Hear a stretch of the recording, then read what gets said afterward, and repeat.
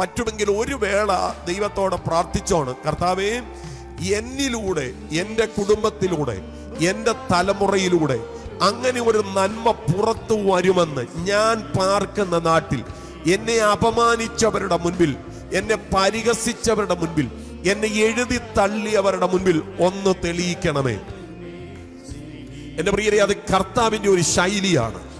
അത് കർത്താവിൻ്റെ ഒരു ശൈലിയാണ്. അതുകൊണ്ടാണ് ശൗലിനോട് പറയുന്നത്, നീ ഒത്തിരി നാൾ പ്രസംഗിച്ചില്ലേ നസ്രത്തിൽ നിന്ന് ഒരു നന്മയും വരത്തില്ലെന്ന്.